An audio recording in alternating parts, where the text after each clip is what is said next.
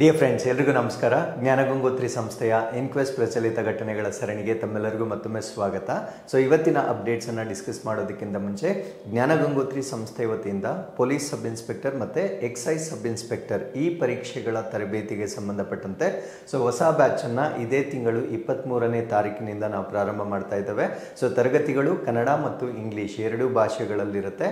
ಇವನ್ study material ಕೂಡ ಕನ್ನಡ ಅಥವಾ English ನಿಮ್ಮ ಪ್ರಿಫರೆನ್ಷಿಯಲ್ ಲ್ಯಾಂಗ್ವೇಜಲ್ಲಿ ನೀವು ತಗೋಬೋದಾಗಿರುತ್ತೆ. ಸೊ ಅದ್ರ ಜೊತೆಗೆ ಪತ್ರಿಕೆ ಒಂದಕ್ಕೆ ಸಂಬಂಧಪಟ್ಟಂತೆ ತರಗತಿಗಳು ಪ್ಲಸ್ ಪ್ರಾಕ್ಟೀಸ್ ಎರಡನ್ನೂ ಕೂಡ ಸೈಮಲ್ಟೇನಿಯಸ್ ಆಗಿ ಕಂಡಕ್ಟ್ ಮಾಡಲಾಗುತ್ತೆ. ಸೊ ಅದರ ಜೊತೆಗೆ ಜನರಲ್ ಸ್ಟಡೀಸ್ ಬಂದಾಗ ವೀಕ್ಲಿ ಟೆಸ್ಟ್ ಅನ್ನು ಕಂಡಕ್ಟ್ ಮಾಡಲಾಗುತ್ತೆ. ಅಂದರೆ ಯಾವ ಸಿಲೆಬಸ್ ನಡೀತಾ ಇದೆ ಅಥವಾ ಯಾವ ಸಬ್ಜೆಕ್ಟ್ ನಡೀತಾ ಇದೆ, ಸೊ ಅದರ ಆಧಾರದ ಮೇಲೆ ನಿಮಗೆ ಅಣುಕು ಪರೀಕ್ಷೆಗಳನ್ನು ಕೂಡ ಕಂಡಕ್ಟ್ ಮಾಡಲಾಗುತ್ತೆ. ಅಂಡ್ ಇದೆಲ್ಲ ಸಿಲೆಬಸ್ ಮುಗಿದ ನಂತರ ನಿಮಗೆ ಒಂದು complete package of test series ಅನ್ನು ನೀಡಲಾಗುತ್ತೆ. ಅದರಲ್ಲಿ 50ಕ್ಕೂ ಹೆಚ್ಚು ಪರೀಕ್ಷೆಗಳನ್ನು ಸಂಪೂರ್ಣವಾಗಿ ನೀಡಲಾಗುತ್ತೆ. ಸೊ ಈ ಎಲ್ಲ ಸರ್ವಿಸಸ್ಗಳನ್ನು ನೀವು ಆನ್ಲೈನ್ ಅಥವಾ ಆಫ್ಲೈನ್ ಮುಖೇನ ಪಡೆದುಕೊಳ್ಬೋದಾಗಿರುತ್ತೆ. ಸೊ ಹೆಚ್ಚಿನ ವಿವರಗಳಿಗಾಗಿ ಇಲ್ಲಿ ಕಾಣ್ತಾ ಇರ್ತಕ್ಕಂಥ ಸಂಖ್ಯೆಗಳಿಗೆ ನೀವು ಕರೆ ಮಾಡಬಹುದಾಗಿರುತ್ತೆ. So with this let's get into today's current affairs. And ಇದು ಸಂಚಿಕೆ ಸಂಖ್ಯೆ 887 ಆಗಿರುತ್ತೆ. ಸೊ ದಿನಾಂಕ 12ನೇ ಜೂನ್ 2025 ಎಲ್ಲ ಅಪ್ಡೇಟ್ಸ್ಗಳನ್ನ ನಾವಿಲ್ಲಿ ಡಿಸ್ಕಸ್ ಮಾಡೋಣ. ಸೊ ಇವತ್ತಿನ ಅಪ್ಡೇಟ್ಸ್ ಅನ್ನು ಚರ್ಚೆ ಮಾಡೋದಕ್ಕಿಂತ ಮುಂಚೆ ಕಳೆದ ಸಂಚಿಕೆ 2 ಪ್ರಶ್ನೆಗಳ ಉತ್ತರಗಳು ಪ್ರಶ್ನೆ ಸಂಖ್ಯೆ 1ಕ್ಕೆ ಆಪ್ಷನ್ ಬಿ ಮತ್ತು ಪ್ರಶ್ನೆ ಸಂಖ್ಯೆ 2ಕ್ಕೆ ಆಪ್ಷನ್ ಬಿ ಸರಿ ಉತ್ತರವಾಗಿರುತ್ತೆ. ಹಾಗಿದ್ರೆ ಇವತ್ತಿನ ಮೊದಲನೇ ಪ್ರಶ್ನೆಗೆ ಬರೋಣ. ಪ್ರಸ್ತಾವಿತ ಮೈಸೂರು ಚೆನ್ನೈ ಬುಲೆಟ್ ರೈಲು ಕಾರಿಡಾರ್ನ ಒಟ್ಟು ಉದ್ದವೆಷ್ಟು? So what is the total length of the proposed Mysuru Chennai bullet train corridor? So ಮೈಸೂರಿನಿಂದ ಚೆನ್ನೈಗೆ ಬುಲೆಟ್ ಟ್ರೈನನ್ನು ಲಾಂಚ್ ಮಾಡ್ತಾ ಇದ್ದಾರೆ. ಸೊ ಈ ಒಂದು ಬುಲೆಟ್ ಟ್ರೈನ್ ಪ್ರಾಜೆಕ್ಟ್ ಏನಿದೆ, ಸೊ ಇದಕ್ಕೆ ಸಂಬಂಧಪಟ್ಟಂತೆ ಲ್ಯಾಂಡ್ ಆಕ್ವಿಸಿಷನ್ ಅಂದರೆ ಭೂಮಿಯನ್ನು ಸ್ವಾಧೀನ ಮಾಡ್ಕೊಳ್ತಕ್ಕಂಥ ಪ್ರಕ್ರಿಯೆ ಆಲ್ಮೋಸ್ಟ್ ಕಂಪ್ಲೀಟ್ ಆಗಿರುವ ಕಾರಣದಿಂದ ಇದು ಸುದ್ದಿಯಲ್ಲಿರ್ತಕ್ಕಂಥ ವಿಷಯವಾಗಿರುತ್ತೆ. ಹಾಗಿದ್ರೆ ಮೈಸೂರಿನಿಂದ ಚೆನ್ನೈಗೆ ಹೊರತಕ್ಕಂಥ ಈ ಒಂದು ಬುಲೆಟ್ ಟ್ರೈನ್ ಏನಿದೆ, ಸೊ ಇದರ ಪ್ರಪೋಸ್ಡ್ ಲೆಂತ್ ಎಷ್ಟಿದೆ ಅನ್ನೋದು ನಮ್ಮ ಪ್ರಶ್ನೆ ಆಗಿರುತ್ತೆ. ಸೊ ಈ ಪ್ರಶ್ನೆಗೆ ಸರಿಯಾದ ಉತ್ತರ 435 ಕಿಲೋಮೀಟರ್ಗಳಷ್ಟು ಉದ್ದದ ಬುಲೆಟ್ ಟ್ರೈನ್ ಅನ್ನ ಮೈಸೂರಿನಿಂದ ಚೆನ್ನೈಗೆ ಈಗ ಡೆವಲಪ್ ಮಾಡ್ತಾ ಇದ್ದಾರೆ. ಹಾಗಿದ್ರೆ ಸೊ ಇದಕ್ಕೆ ಸಂಬಂಧಪಟ್ಟಂತೆ ನಮ್ಗೆ ಏನೇನು ಪಾಯಿಂಟ್ಸ್ ಗೊತ್ತಿರಬೇಕಂದ್ರೆ, ಸೊ ಫಸ್ಟ್ ಪಾಯಿಂಟ್ ಆಲ್ರೆಡಿ ನಾನು ಪ್ರಶ್ನೆಯಲ್ಲೇ ಹೇಳಿದ್ದೇನೆ. ಸೊ ಇದರ ಟೋಟಲ್ ಲೆಂತ್ ಬಂದು 435 ಕಿಲೋಮೀಟರ್ ಇರುತ್ತೆ. ಸೊ ನಂಬರ್ ಆಫ್ ಸ್ಟೇಷನ್ಸ್ ಅಂದ್ರೆ ಎಷ್ಟು ನಿಲ್ದಾಣಗಳನ್ನ ನಿರ್ಮಾಣ ಮಾಡ್ತಾರೆ ಅಂದ್ರೆ 9 ನಿಲ್ದಾಣಗಳನ್ನ ನಿರ್ಮಾಣ ಮಾಡ್ತಾರೆ. ಸೊ ಈ ಒಂದು ಬುಲೆಟ್ ಟ್ರೈನ್ ನ ಮ್ಯಾಕ್ಸಿಮಮ್ ಸ್ಪೀಡ್ ಅಂದ್ರೆ ಗರಿಷ್ಠ ವೇಗ 350 ಕಿಲೋಮೀಟರ್ ಪರ್ ಅವರ್ ಇರುತ್ತೆ. ಬಟ್ ಆಪರೇಷನಲ್ ಸ್ಪೀಡ್ ಅಂದ್ರೆ ಎಷ್ಟು ಮ್ಯಾಕ್ಸಿಮಮ್ ಸ್ಪೀಡ್ ಇರುತ್ತೋ ಅಷ್ಟರಲ್ಲಿ ರನ್ ಮಾಡ್ಲಿಕ್ಕೆ ಸಾಧ್ಯ ಆಗೋದಿಲ್ಲ. ಸ್ವಲ್ಪ ಕಡಿಮೆ ವೇಗದಲ್ಲಿ ಅದು ರನ್ ಆಗುತ್ತೆ. ಸೊ ಅದು ಕಾರ್ಯಾಚರಣೆ ಮಾಡ್ತಕ್ಕಂಥ ವೇಗ ಎಷ್ಟಿರುತ್ತೆ ಅಂದ್ರೆ 320 ಕಿಲೋಮೀಟರ್ ಪರ್ ಅವರ್ ಇರುತ್ತೆ. ಸೊ ಅದ್ರ ಜೊತೆಗೆ ಆವರೇಜ್ ಅಂದ್ರೆ ಸರಾಸರಿ ವೇಗ ಎಷ್ಟಿರುತ್ತೆ ಅಂದ್ರೆ 250 ಕಿಲೋಮೀಟರ್ ಪರ್ ಅವರ್ ಆಗಿ ನಾವು ನೋಡ್ಬೋದಾಗಿರುತ್ತೆ. ಸೊ ಇದು ಮೈಸೂರಿಂದ ಪ್ರಾರಂಭವಾಗುತ್ತೆ. As I told you before 9 ಸ್ಟೇಷನ್ಗಳನ್ನು ನಾವು ನೋಡ್ಬೋದಾಗಿರುತ್ತೆ. So it starts from Mysuru ಆದಮೇಲೆ ಮಂಡ್ಯ ಆದಮೇಲೆ ಚನ್ನಪಟ್ಟಣ, ದೆನ್ ಬೆಂಗಳೂರು, ದೆನ್ ಬಂಗಾರಪೇಟೆ, ಅದಾದಮೇಲೆ ಚಿತ್ತೂರು, ಅರಕೋಣಂ, ಅದಾದಮೇಲೆ ಪೂನಾಮಲ್ಲಿ ಮತ್ತೆ ಚೆನ್ನೈಗೆ ಹೋಗಿ ರೀಚ್ ಆಗುತ್ತೆ. ಸೊ ಇದು ನಮ್ಮ ಕರ್ನಾಟಕದ ಬುಲೆಟ್ ಟ್ರೈನ್ ಪ್ರಾಜೆಕ್ಟ್ ಆಗಿ ನಾವಿಲ್ಲಿ ಕನ್ಸಿಡರ್ ಮಾಡಬಹುದಾಗಿರುತ್ತೆ. ಸೊ ಈ ಪ್ರಾಜೆಕ್ಟ್ಗೆ ಸಂಬಂಧಪಟ್ಟಂತೆ ಈ ಒಂದು ಲ್ಯಾಂಡ್ ಆಕ್ವಿಸಿಷನ್ ಅಂದ್ರೆ ಭೂಮಿಯನ್ನ ಸ್ವಾಧೀನ ಮಾಡ್ಕೊಳ್ತಕ್ಕಂಥ ಪ್ರಕ್ರಿಯೆ ಸೊ ಈಗ ಆಲ್ಮೋಸ್ಟ್ ಕಂಪ್ಲೀಟ್ ಆಗಿರ್ತಕ್ಕಂಥದ್ದನ್ನು ನಾವು ನೋಡ್ಬೋದಾಗಿರುತ್ತೆ. ನಾವು what is the advantage of this bullet train? So ಪ್ರಸ್ತುತವಾಗಿ ನಾವು ಮೈಸೂರಿಂದ ಚೆನ್ನೈಗೆ ಟ್ರಾವೆಲ್ ಮಾಡಬೇಕಾಗಿದ್ರೆ ಟ್ರೈನ್ನಲ್ಲಿ 6.5 hours ಅನ್ನ ನಾವು ಸ್ಪೆಂಡ್ ಮಾಡಬೇಕಾಗಿರುತ್ತೆ. ಸಪೋಸ್ ಇದೇ ಬುಲೆಟ್ ಟ್ರೈನ್ ಪ್ರಾರಂಭವಾದ ನಂತರ ಈ ಒಂದು ಜರ್ನಿಯನ್ನು ನಾವು 2 ಗಂಟೆ 25 ನಿಮಿಷಗಳಲ್ಲಿ ಟ್ರಾವೆಲ್ ಮಾಡಬಹುದಾಗಿರುತ್ತೆ. ಸೊ ಇದರಿಂದ ಸಾಕಷ್ಟು ಸಮಯ, ಸಾಕಷ್ಟು ಇಂಧನ ಎಲ್ಲವನ್ನ ಕೂಡ ಸೇವ್ ಮಾಡ್ತಕ್ಕಂಥ ಒಂದು ಪ್ರಾಜೆಕ್ಟ್ ಇದಾಗಿರುತ್ತೆ. ಸೊ ಇದರಲ್ಲಿ ಒಟ್ಟು 9 ಸ್ಟೇಷನ್ಸ್ ಬರುತ್ತೆ. ಆ 9 ಸ್ಟೇಷನ್ಸ್ ಯಾವ್ದು ಅಂತ ನಾನು ಈಗಾಗಲೇ ಮ್ಯಾಪ್ ನಲ್ಲಿ ಎಕ್ಸ್ಪ್ಲೇನ್ ಮಾಡಿರ್ತೇನೆ. ಹಾಗಿದ್ರೆ ಈ ಒಂದು ಬುಲೆಟ್ ಟ್ರೈನ್ ಅಂತಕ್ಕಂಥ ಒಂದು ಟೆಕ್ನಾಲಜಿ ಏನಿದೆ, ಇದು ಯಾವ ದೇಶದ ತಂತ್ರಜ್ಞಾನವನ್ನ ನಾವಿಲ್ಲಿ ರೆಪ್ಲಿಕೇಟ್ ಮಾಡ್ತಾ ಇದೀವಿ ಅಂದ್ರೆ, ಸೊ ಇದು ಜಪಾನ್ ರಾಷ್ಟ್ರಕ್ಕೆ ಸೇರಿರ್ತಕ್ಕಂಥ ಒಂದು ತಂತ್ರಜ್ಞಾನವಾಗಿರುತ್ತೆ. ಸೊ ಈ ವ್ಯವಸ್ಥೆಯನ್ನ ಅಥವಾ ಈ ಸಿಸ್ಟಮ್ ಅನ್ನ ನಾವೇನಂತ ಕರಿತೀವಿ ಅಂದ್ರೆ ಶಿಂಕನ್ಸೇನ್ ಸಿಸ್ಟಮ್ ಅಂತ ಹೇಳ್ತೇವೆ. ಸೊ ಜಪಾನಿನ ಶಿಂಕನ್ಸೇನ್ ಸಿಸ್ಟಮ್ ನ ಅಡಿಯಲ್ಲಿ ಸೊ ಈ ಒಂದು ವ್ಯವಸ್ಥೆಯನ್ನ ನಾವು ಡೆವಲಪ್ ಮಾಡ್ತಾ ಇದ್ದೇವೆ. ಸೊ ಇದರಲ್ಲಿ ಎಲಿವೇಟೆಡ್ ಬ್ರಿಡ್ಜಸ್ ಅನ್ನ ನಾವು ನೋಡಬಹುದಾಗಿರುತ್ತೆ. ಅಂದ್ರೆ ಎತ್ತರದ ಸೇತುವೆಗಳಿರುತ್ತೆ, ಟನಲ್ಸ್ ಸುರಂಗಗಳನ್ನ ಕೊರೆಯಲಾಗುತ್ತೆ. ಅದರ ಜೊತೆಗೆ ಅಡ್ವಾನ್ಸ್ಡ್ ಸೇಫ್ಟಿ ಫೀಚರ್ಸ್ ಇರುತ್ತೆ. ಅಂದ್ರೆ ಸುಧಾರಿತವಾಗಿರ್ತಕ್ಕಂಥ ಸಂರಕ್ಷಣಾ ವ್ಯವಸ್ಥೆಗಳಿರುತ್ತೆ. Like digital automatic automatic train control ಅಂತ ಇರುತ್ತೆ. ಸೊ ಇದನ್ನು ನಾವು DSATC ಅಂತ ಹೇಳ್ತೇವೆ. ಸೊ ಇದೊಂದು ಡಿಜಿಟಲಿ ಆಟೋಮ್ಯಾಟೆಡ್ ಸೇಫ್ಟಿ ಕಂಟ್ರೋಲ್ ಆಗಿರುತ್ತೆ. ಸೊ ಈ ಎಲ್ಲ ವ್ಯವಸ್ಥೆಗಳನ್ನ ಜಪಾನ್ ಇಂದ ತೆಗೆದುಕೊಂಡಿರ್ತಕ್ಕಂಥ ತಂತ್ರಜ್ಞಾನದ ಆಧಾರದ ಮೇಲೆ ಸೊ ನಮ್ಮ ಭಾರತ ದೇಶದಲ್ಲಿ ಬುಲೆಟ್ ಟ್ರೈನ್ಗಳನ್ನ ಡೆವಲಪ್ ಮಾಡ್ತಾ ಇದ್ದಾರೆ. ಹಾಗಿದ್ರೆ ಸೊ ನಮ್ಮ ಭಾರತ ದೇಶದ ಪ್ರಪ್ರಥಮ ಬುಲೆಟ್ ಟ್ರೈನ್ ಸೊ ಯಾವ್ದು ಬರುತ್ತೆ ಅಂದ್ರೆ ಮುಂಬೈಯಿಂದ ಪ್ರಾರಂಭವಾಗಿ ಇದು ಅಹಮದಾಬಾದ್ಗೆ ರೀಚ್ ಆಗ್ತಕ್ಕಂಥ ಒಂದು ಬುಲೆಟ್ ಟ್ರೈನ್ ಅನ್ನ ಪ್ರಪ್ರಥಮ ಬುಲೆಟ್ ಟ್ರೈನ್ ಆಗಿ ಡೆವಲಪ್ ಮಾಡ್ತಾ ಇದ್ದಾರೆ. ಸೊ ಇದರ ಜೊತೆ ಪ್ಯಾರಲಲ್ ಆಗಿ ಅನೇಕ ಬುಲೆಟ್ ಟ್ರೈನ್ಗಳನ್ನ ಡೆವಲಪ್ ಮಾಡ್ತಾ ಇದ್ದಾರೆ. ಸೊ ಮುಂಬೈ ಟು ಅಹಮದಾಬಾದ್ ಒಟ್ಟು ಎಷ್ಟು ಕಿಲೋಮೀಟರ್ ಇರುತ್ತೆ ಅಂದ್ರೆ 508 ಕಿಲೋಮೀಟರ್ ನಮ್ಮ ಭಾರತ ದೇಶದ ಫಸ್ಟ್ ಬುಲೆಟ್ ಟ್ರೈನ್ ಆಗಿ ನಾವು ಅದನ್ನ ನೋಡಬಹುದಾಗಿರುತ್ತೆ. ಸೊ ಅದರ ಜೊತೆ ಡೆಲ್ಲಿ ವಾರಣಾಸಿ ಬುಲೆಟ್ ಟ್ರೈನ್ ಅನ್ನ ಡೆವಲಪ್ ಮಾಡ್ತಾ ಇದ್ದಾರೆ. ಮುಂಬೈ ನಾಗ್ಪುರ್, ಅದಾದ್ಮೇಲೆ ಡೆಲ್ಲಿ ಅಹಮದಾಬಾದ್, ಡೆಲ್ಲಿ ಅಮೃತ್ಸರ್, ಮುಂಬೈ ಹೈದರಾಬಾದ್, ಚೆನ್ನೈ ಮೈಸೂರು. ಸೊ ನಾವಿವತ್ತು ಡಿಸ್ಕಸ್ ಮಾಡಿದ್ದೇ ಆಗಿರುತ್ತೆ. ಅದಾದ್ಮೇಲೆ ವಾರಣಾಸಿ ಹೌರಾ. ಸೊ ಇವೆಲ್ಲ ಈ ಒಂದು ಬುಲೆಟ್ ಟ್ರೈನ್ ಪ್ರಾಜೆಕ್ಟ್ಗೆ ಪ್ರಪೋಸ್ಡ್ ಆಗಿರ್ತಕ್ಕಂಥ ಒಂದು ರೂಟ್ಗಳಾಗಿ ನಾವಿಲ್ಲಿ ಕನ್ಸಿಡರ್ ಮಾಡಬಹುದಾಗಿರುತ್ತೆ. So with this let's get into question number 2. ಶ್ರೀಲಂಕಾದಲ್ಲಿ ಪೋಸಾನ್ ಪೋಯಾ ಹಬ್ಬದ ಮಹತ್ವವೇನು? What is the significance of Poson Poya festival in Sri Lanka? So ಶ್ರೀಲಂಕಾದಲ್ಲಿ ಒಂದು ಹಬ್ಬವನ್ನ ಮಾಡ್ತಾರೆ. ಈ ಒಂದು ಹಬ್ಬವನ್ನ ನಾವೇನಂತ ಕರಿತೀವಿ ಅಂದ್ರೆ ಪೋಸಾನ್ ಪೋಯಾ ಅಂತ ಹೇಳ್ತೇವೆ. ಹಾಗಿದ್ರೆ ಶ್ರೀಲಂಕಾದಲ್ಲಿ ಆಚರಣೆ ಮಾಡ್ತಕ್ಕಂಥ ಈ ಒಂದು ಪೋಸಾನ್ ಪೋಯಾ ಏನಿದೆ ಸೊ ಇದರ ಮಹತ್ವವೇನು, ಯಾವ ಕಾರಣಕ್ಕಾಗಿ ಈ ಹಬ್ಬವನ್ನ ಮಾಡ್ತಾರೆ ಅನ್ನೋದು ನಮ್ಮ ಪ್ರಶ್ನೆ ಆಗಿರುತ್ತೆ. ಸೊ ಈ ಪ್ರಶ್ನೆಗೆ ಸರಿಯಾದ ಉತ್ತರ ಇದು ಇದು ದ್ವೀಪಕ್ಕೆ ಬೌದ್ಧ ಧರ್ಮದ ಆಗಮನವನ್ನು ಸೂಚಿಸುತ್ತದೆ. ಅಂದರೆ it marks the arrival of Buddhism on the island. So ಈ ಒಂದು ಶ್ರೀಲಂಕಾದಲ್ಲಿ ನಾವು ಬುದ್ಧಿಸಮ್ ಅನ್ನ ಪ್ರಾಕ್ಟೀಸ್ ಮಾಡ್ತಕ್ಕಂಥದ್ದನ್ನು ನಾವು ಇಂದಿಗೂ ಕೂಡ ನೋಡಬಹುದಾಗಿರುತ್ತೆ. ಬಟ್ ಈ ಬುದ್ಧಿಸಮ್ ಅಂತಕ್ಕಂಥದ್ದು ಯಾವಾಗ ಆ ಭಾಗಕ್ಕೆ ಬಂದಿತ್ತು ಆ ದಿನವನ್ನ ಆಚರಣೆ ಮಾಡ್ತಕ್ಕಂಥ ಒಂದು ಹಬ್ಬವನ್ನ ನಾವೇನಂತ ಕರಿತೀವಿ ಅಂದ್ರೆ ಪೋಸಾನ್ ಪೋಯಾ ಅಂತ ಹೇಳ್ತೇವೆ. ಸೊ ಈ ಒಂದು ಪೋಸಾನ್ ಪೋಯಾ ಬಗ್ಗೆ ಸೊ ಈ ಒಂದು ಆರ್ಟಿಕಲ್ ಅಲ್ಲಿ ನಾವು ಸಂಪೂರ್ಣವಾಗಿ ಡಿಸ್ಕಸ್ ಮಾಡೋಣ. ಪೋಸಾನ್ ಪೋಯಾ ಹಬ್ಬವನ್ನ ಶ್ರೀಲಂಕಾ ರಾಷ್ಟ್ರದಲ್ಲಿ ಆಚರಣೆ ಮಾಡ್ತಕ್ಕಂಥ ಒಂದು ಹಬ್ಬವಾಗಿರುತ್ತೆ.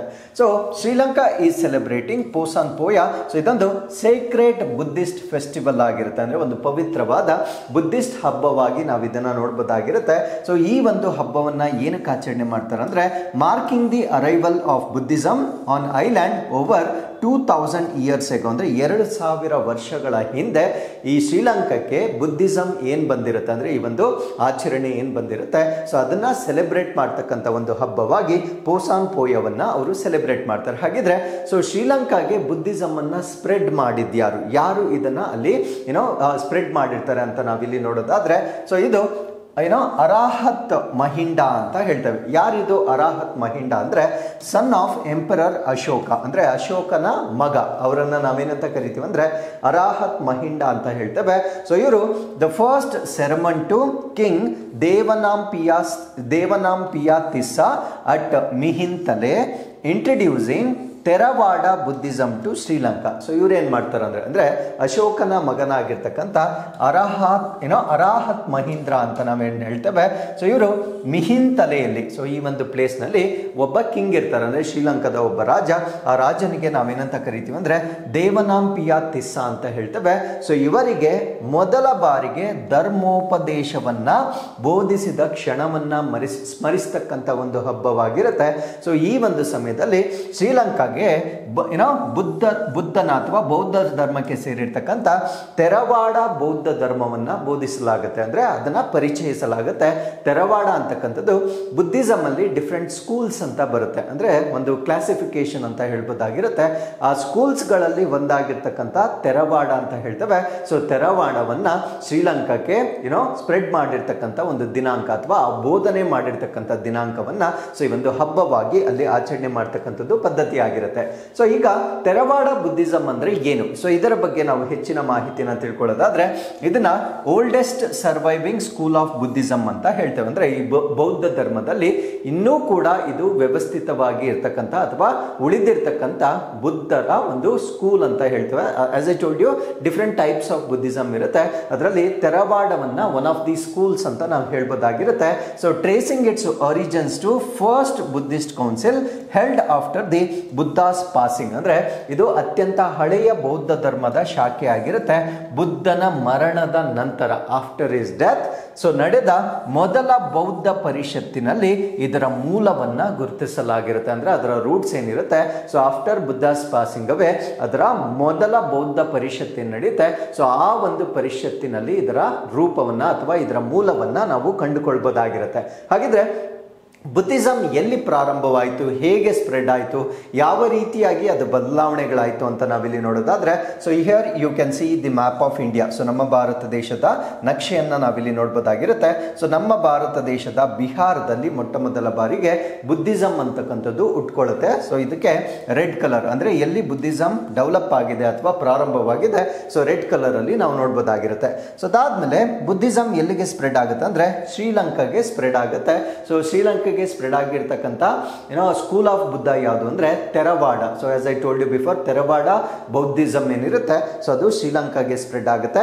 Even this part of the world, so ಇಲ್ಲಿ ಲಾವೋಸ್, ಕಾಂಬೋಡಿಯಾ, ವಿಯೆಟ್ನಾಂ ಎಲ್ಲ ದೇಶಗಳೇನು ಬರುತ್ತೆ, ಸೊ ಇಲ್ಲೂ ಕೂಡ Theravada school of Buddhism spread ಆಗ್ತಕ್ಕಂಥದ್ದನ್ನ ನಾವು ನೋಡ್ಬೋದಾಗಿರುತ್ತೆ.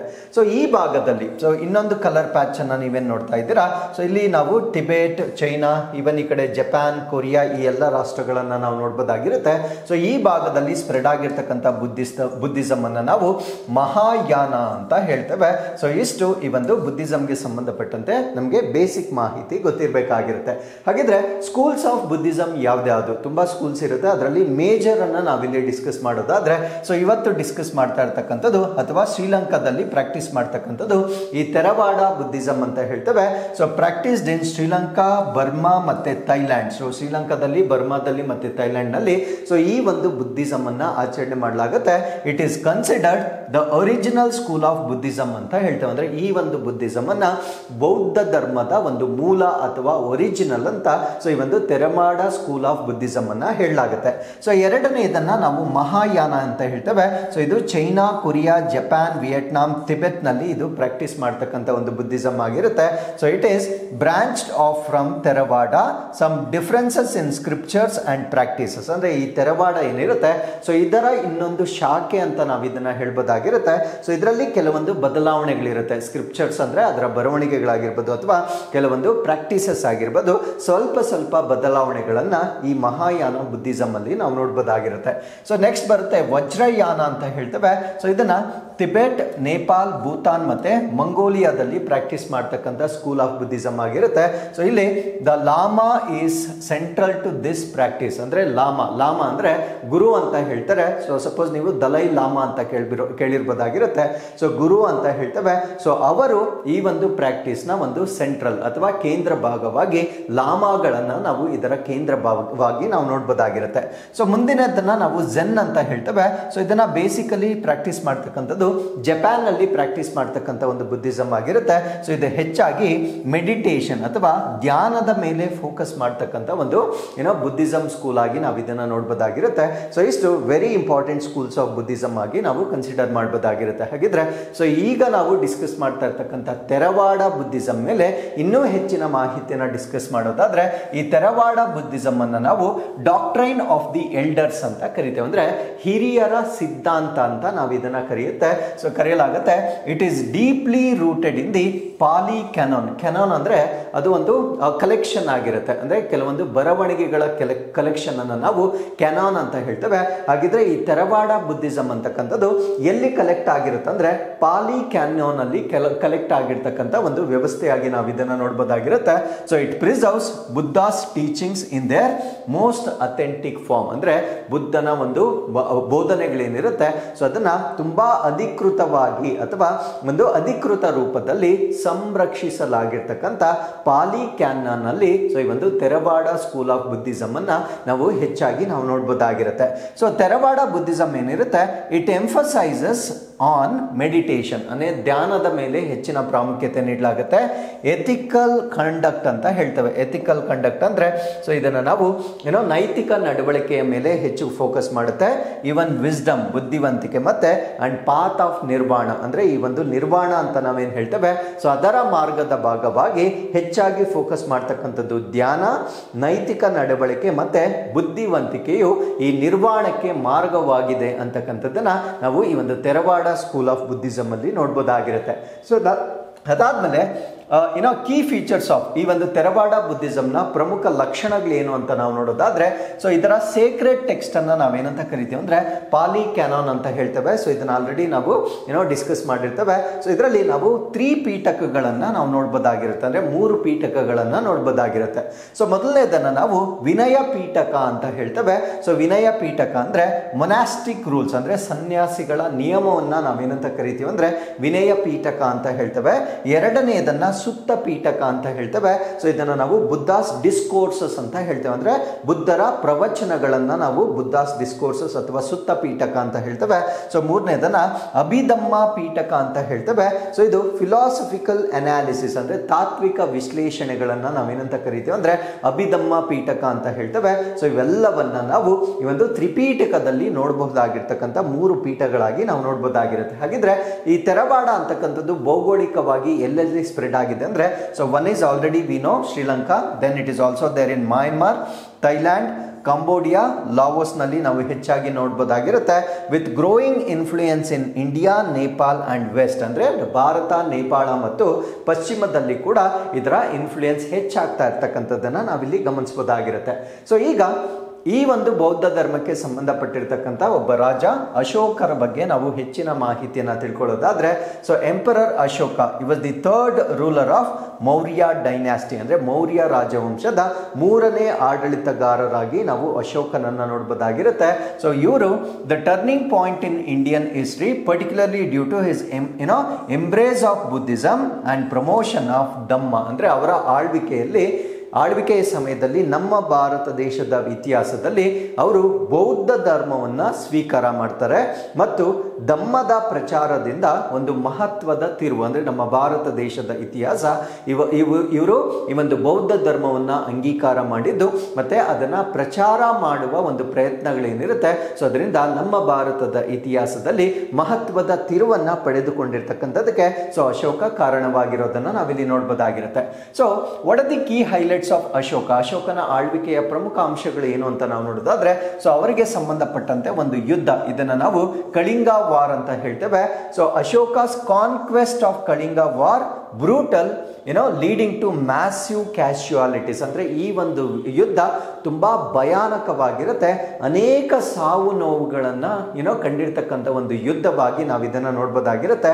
ಸೊ ಈ ಒಂದು ಡಿವಾಸ್ಟೇಷನ್ ಏನಿರುತ್ತೆ ಅಂದ್ರೆ ಈ ಒಂದು ಧ್ವಂಸ ಏನಿರುತ್ತೆ that deeply affected him and promoting his conversion to Buddhism ಅಂದ್ರೆ ಈ ಒಂದು ಯುದ್ಧದ ನಂತರ ಅವರು ಹೆಚ್ಚು ಪ್ರಭಾವಿತರಾಗಿ ಇದೇ ಒಂದು ಯುದ್ಧ ಅವರು ಬೌದ್ಧ ಧರ್ಮಕ್ಕೆ ಮತಾಂತರಗೊಳ್ಳಲು ಪ್ರೇರೇಪಿಸಿರ್ತಕ್ಕಂಥ ಒಂದು ಯುದ್ಧವಾಗಿ ಈ ಕಳಿಂಗ ಯುದ್ಧವನ್ನ ನಾವು ಕನ್ಸಿಡರ್ ಮಾಡಬಹುದಾಗಿರುತ್ತೆ. ಅದಾದ್ಮೇಲೆ ಈ ಬುದ್ಧಿಸಮ್ ಅನ್ನ ಅವರು ಅಂಗೀಕಾರ ಮಾಡಿದ ನಂತರ ಅದನ್ನ ಸ್ಪ್ರೆಡ್ ಮಾಡಲಿಕ್ಕೂ ಕೂಡ ಸಾಕಷ್ಟು ಪ್ರಯತ್ನಗಳನ್ನ ಮಾಡ್ತಾರೆ.